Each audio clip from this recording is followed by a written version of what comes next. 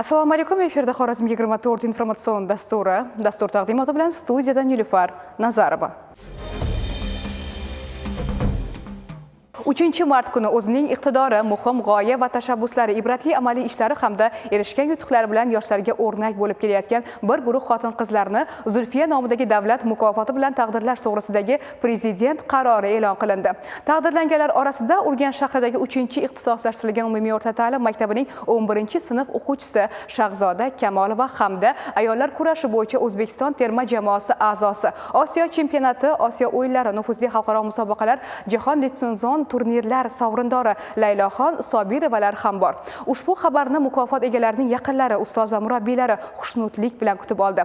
Muxbirimiz ayni kunlarda poytaxtda ijtimoiy tadbirda ishtirok etayotgan mukofot egalaridan biri Shahzoda Kamolova tahsil olayotgan maktabda bo'ldi. Urganch shahridagi 3-son o'rta umumta'lim maktabi Prezident qarori bilan Zulfiya nomidagi davlat mukofotiga ega bo'lgan Shahzoda Kamolova aynan mana shu ta'lim maskanining 11-sinf o'quvchisi.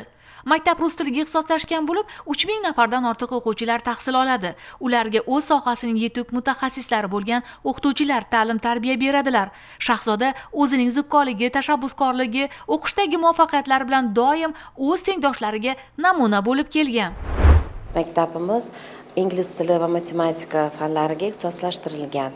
Shu qizimiz mana shu kichkinaligidan mana shu fanlarga juda ham qiziqishi katta edi. Hozirgi kunda mana shu qizimiz IELTS olib qo'yibdi. Olimpiadalarda qatnashib kelmoqda, ko'rik tanlovlarda qatnashib kelmoqda. 2023-yilda ta'lim sohasidagi xizmatlari uchun esdalik ko'krak nishoni bilan taqdirlandi va shu yilda ham Xorazm viloyati hokimining stipendiyasiga sazovor bo'ldi. Biz juda ham shu yutuqlardan xursandmiz. Katta rahmat bizani davlat rahbarimizga. Mana shu sohamizga, mana shu ta'lim sohasiga juda ham katta e'tibor berib turgani shu bolalarimizda, mana shu o'qituvchilarimizda ko'rinib turibdi. Haqiqatan ham hozirgi kunda mana shu maktabimizda shunday o'qituvchilarimiz bor. $1000 oylik maoshi olib turgan o'qituvchilarimiz ham bor. Bu yutuqlar hammasi ta'lim sistemasiga bizani davlat boshimiz Shavkat Miromonovichni e'tibori juda katta. Shuning uchun biz mana shu jamoamiz bilan minnatdorchiligimizni bildirmoqchimiz. Ha, albatta, Shahzodaning maktabdagi qator yutuqlari bevosita ustozlarining samarali mehnatlari mahsuli deyish mumkin. Kecha yangilik eshitib juda xursand bo'ldik. Bu maktabimizni, ustozlarni, butun hammamizning yutug'imiz hisoblanadi. Aynan Kamolova Shahzoda bo'yicha fikr bildiradigan bo'lsam, matematika fani bo'yicha bir qancha xalqaro olimpiadalarda qatnashib, yuqori o'rinlarni egallab keldi. Ingliz tili fani bo'yicha Spelling Bee xalqaro olimpiadasida ham bir qancha bronza, kumush medallar sohibi bo'ldi va aynan final bosqichiga yo'llanma oldi. Final bosqichida Polsha davlatida bo'lib o'tgan final bosqichida 20 ta davlatning ichida 5-o'rinni egallab qaytdim. O'zbek tilida bir qancha maqolalar yozdi va hikoyalari kitob holida nashr etildi. Shahzodadagi o'zini jo'shqinlik, iste'dod mana 11-sinfga kelib o'z samarasini berdi deb hisoblayman. Prezidentimiz tomonidan ta'sis etilgan davlat mukofotlari, tanlovlar yangi O'zbekiston yoshlariga kuch beradi deb hisoblayman. Shahzoda juda tirishqoqligi va samimiyligi bilan sinfdoshlarimiz orasida ajralib turadi. Fanlardan yaxshi baholarga o'qiydi. Bizga ham bilganlarini o'rgatib, o'z ko'magini ayamaydi. Umuman, yaxshi inson sifatida hurmat qilaman. Zulfiya nomidagi davlat mukofotiga erishgani bilan uni tabriklayman. Yurtimizda xotin-qizlarni qo'llab-quvvatlash borasida samarali tizim yo'lga qo'yilgan. Alohida imtiyozlar sabab qizlarga magistraturada tahsil olishga berilgan imkoniyat, qolaversa, Zulfiya nomidagi davlat mukofoti ham iqtidorli, shijoatli qizlarga davlat va prezident tomonidan qaratilgan e'tibor namunasi. Fuqarolarning e'tirozlari va murojaatlariga sabab bo'layotgan omillarni bartaraf etish maqsadida viloyat soliq boshqarmasi boshlig'i 4-sektor rahbari Yangiariq tumanidagi Sherobod mahallasida fuqarolar bilan uchrashdi. Navbatdagi lavhamiz shu haqda. To'g'ridan to'g'ri va ochiq muloqot qilish maqsadida o'tkazilayotgan ommaviy sayyor uchrashuvlarda birinchi navbatda mahallaning jadal ijtimoiy-iqtisodiy rivojlanishini ta'minlash, aholining yashash sharoitini kengroq o'rganish imkoniyati yaratiladi. Bu jihatlar 4-sektor rahbarining navbatdagi sayyor qabulida ham namoyon bo'ldi.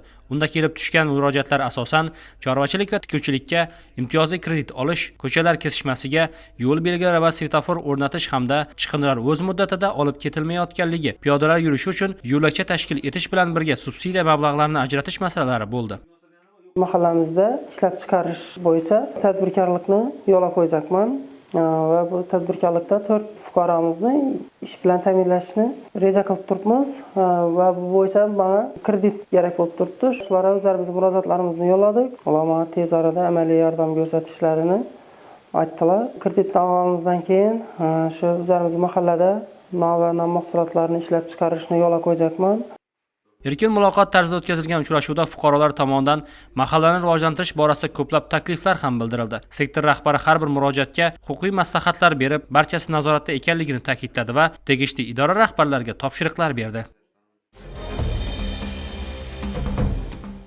Sanoat korxonalaridan chiqayotgan chiqindilar ham ishlab chiqarish xom ashyosi hisoblanadi. Ularni qayta ishlash atrof muhitni ifloslanishiga yo'l qo'ymaydi. Viloyat prokuraturasi ishchi guruhi tomonidan ana shunday korxonalar faoliyati yaqindan o'rganilmoqda. Hozir shu haqda. Xonqa tumanida joylashgan ushbu mas'uliyati cheklangan jamiyat 2023-yilda o'z faoliyatini boshlagan. Bu korxonada yog'moy mahsulotlari tayyorlanadi. Ishlab chiqarish sexlariga zamonaviy texnologiyalar o'rnatilgan. Ma'lumotlarga ko'ra, korxonada kuniga 170 tonna chigit qayta ishlanadi. Majmua ishga tushishi bilan 130 ga yaqin ishchi o'rni yaratildi. Xorazm viloyat prokuraturasi ishchi guruhi ushbu mas'uliyati cheklangan jamiyatida bo'lib, korxonaning ekologiyaga ta'sirini o'rgandilar. Shuningdek, chiqindilarni qayta ishlash jarayonlari bilan yaqindan Chigitdan chorva ozuqasi va sanoat uchun turli xom ashyolar tayyorlash mumkinligi qayd etildi. Bu yuzadan tadbirkorga tavsiyalar berildi. Korxonaning yashil o'sish tamoyillarini joriy etish, atrof muhitga zararli tashlanmalar chiqishining oldini olish hamda hududning sanitar va ekologik holatini yaxshilash borasidagi faoliyatiga qoniqarli deb baho berildi. Atrof muhitga va havoga chang hamda hid chiqishini nazorat qiluvchi texnologiyalar bilan jihozlash bo'yicha tegishli topshiriqlar berildi. Shu bilan birga ishlab chiqarish quvvatlaridan foydalanish, faoliyatni kengaytirish imkoniyatlari, keyingi rejalar va mavjud muammolar ham o'rganildi. Mazkur o'rganishlar davomida ishchi guruh Xorazm viloyati Xonqa tumanida joylashgan Xorazm Tex mas'uliyati cheklangan jamiyatida bo'lib, jamiyat tomonidan atmosferaga va oqova suv tarmoqlariga zararli chiqindilarni tashlamasliklari yuzasidan rasmiy ravishda ogohlantirildi. Viloyat prokuraturasi tomonidan mazkur yo'nalishda nazorat tadbirlari davom ettirilmoqda. Atmosferaga va oqova suv tarmoqlariga me'yoridan ortiq chiqindilarning tashlaganligi belgilangan tartibda ma'muriy va jinoiy javobgarlikka sabab bo'ladi. Viloyat ekologiya, atrof muhitni muhofaza qilish va iqlim o'zgarishi boshqarmasi hamda viloyat prokuraturasi mas'ullari hamkorlikda ushbu korxonada yer va suv resurslarini muhofaza qilish va undan samarali foydalanish masalalariga ham e'tibor qaratishdi. Korxonadagi mavjud oqova suv tozalash bo'linmasi ko'zdan kechirildi. Bu borada sexga avtomatik monitoring stansiyasi o'rnatilganligini alohida ta'kidlash kerak. Korxonaga chang gaz uskunalarini nazorat qiluvchi avtomatik monitoring stansiyasi o'rnatish rejalashtirilgan. Bu orqali majmua va uning atrofidagi hududda toza muhit yaratiladi. Viloyat prokuraturasi ishchi guruhi mana shunday loyihalar tashabbuskori bo'lgan tadbirkorlarni qo'llab-quvvatlash hamda amaliy yordam berish chora-tadbirlarini ko'rmoqda. 4 mart O'zbekiston Respublikasi Favqulodda vaziyatlar vazirligi tashkil qilingan kun. Bugun ushbu sanaga 29 yil to'ldi. Shu munosabat bilan viloyat Favqulodda vaziyatlar boshqarmasida sana munosabati bilan tadbir o'tkazildi. Hozir shu haqda.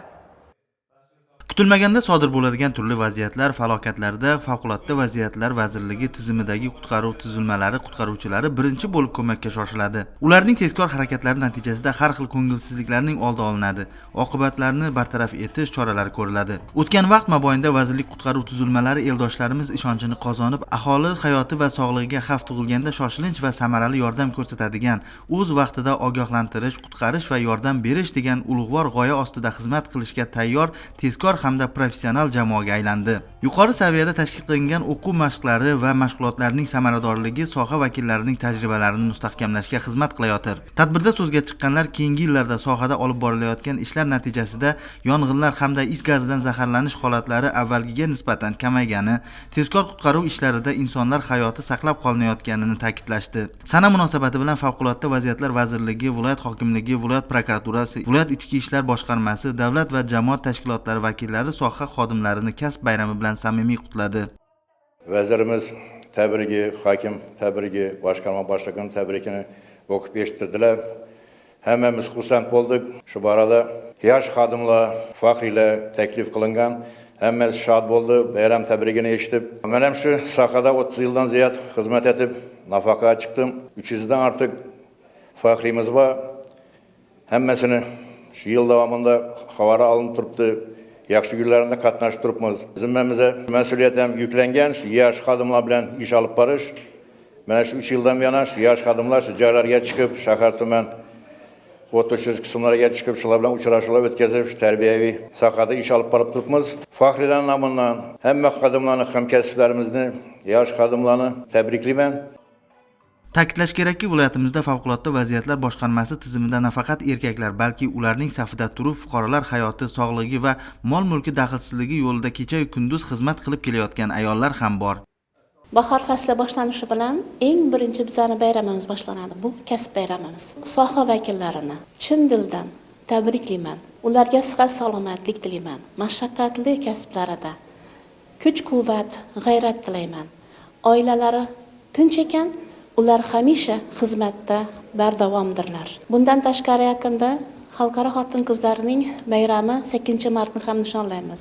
Shu munosabat bilan bahor ayyomi, yosharish bayrami, go'zallik bayrami bilan barcha O'zbekiston ayollarini, opa-singillarimizni, onalarimizni, mo'tabar qizlarimizni chin dildan samimiy muborakbod qilaman.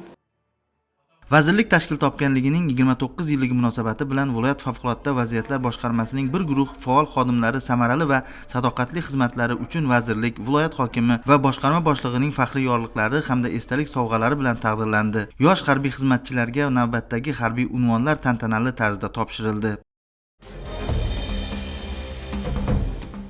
Sovuq havo, yog'ingarchiliklar tabiiyki aholi xonadonlari va ijtimoiy obyektlarda issiqlik ta'minotiga ham ta'sir ko'rsatadi.